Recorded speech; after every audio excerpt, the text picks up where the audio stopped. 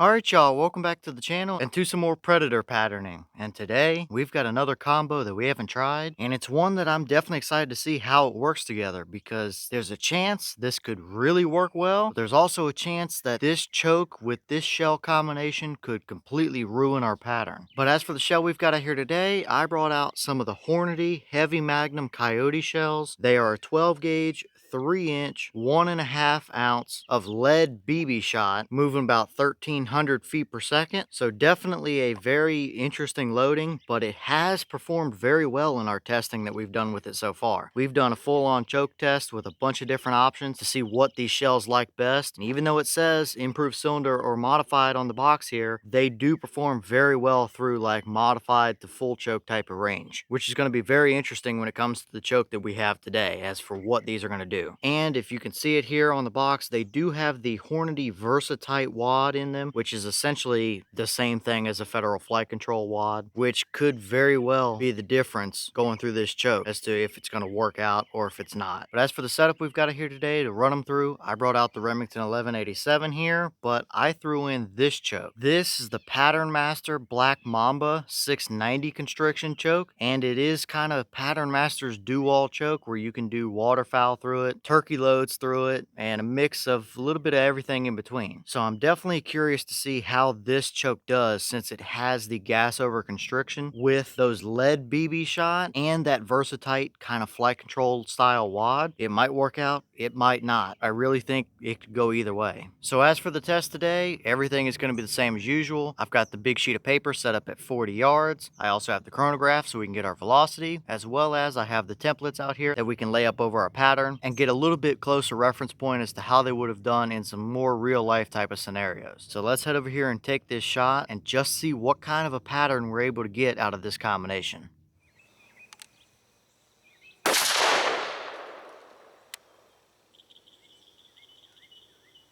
Okay, so that shell gave us 1345 through the chrono. The box is claiming 1300, so we are a little bit above that, but still well within the realm of reason for what these shells should be moving. And a lead BB going almost 1350 feet per second, you're going to be hitting them with a pretty good amount of energy out there at 30, 40, 50 yards. So looking perfectly fine as far as velocity goes up here, but how does our pattern actually look down there? Let's go check it out and see what we got.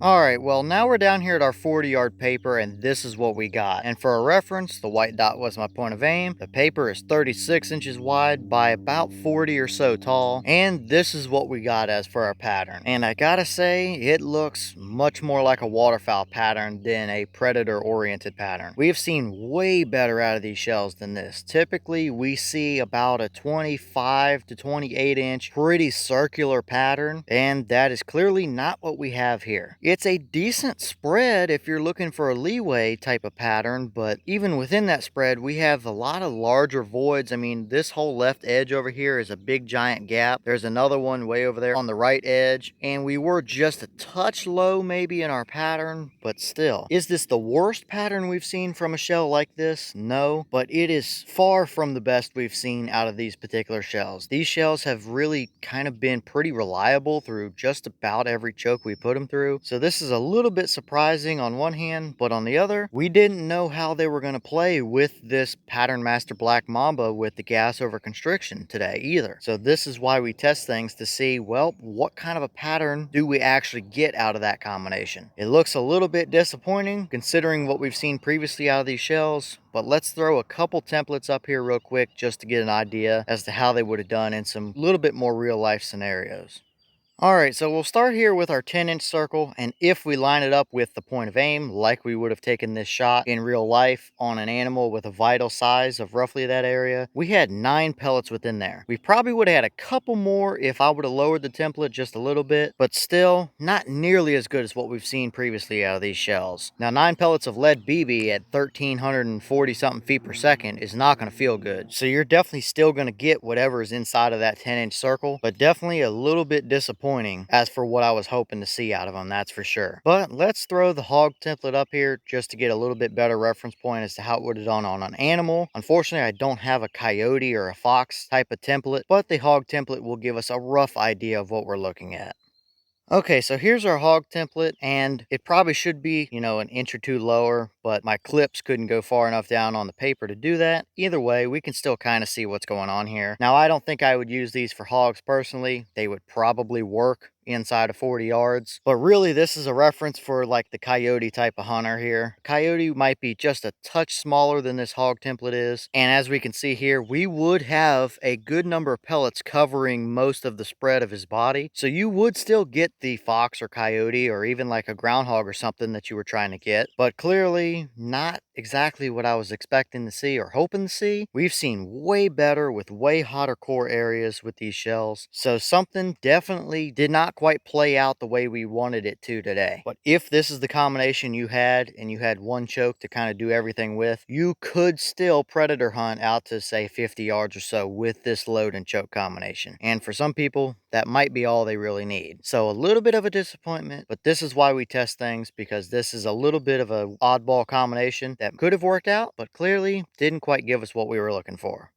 Okay, and here's the wad from that shell, and as you can see, it looks pretty well exactly like a flight control wad. It's got these big flaps on the side as well as the little tail fins here. And although it initially looks very good, I mean, there's no tears or anything, there's nothing stuck down in there. It looks good, but these little side flaps never open up this far. So I definitely think something with the choke, maybe the gas over constriction or the little tiny vent rib spiral things that are in those Black Mamba chokes, caught on the edge of these and peeled them open a little bit or just something. And that very well could have been why our pattern kind of gave us a little bit of a poor performance. This wad got disrupted a little bit going through that choke and just didn't quite do what it was supposed to do. So definitely pretty interesting to see. And I think just the combination of this wad going through that specific choke is the reason we saw these results, because we know these are good performing shells otherwise. So definitely pretty interesting to see here, that's for sure.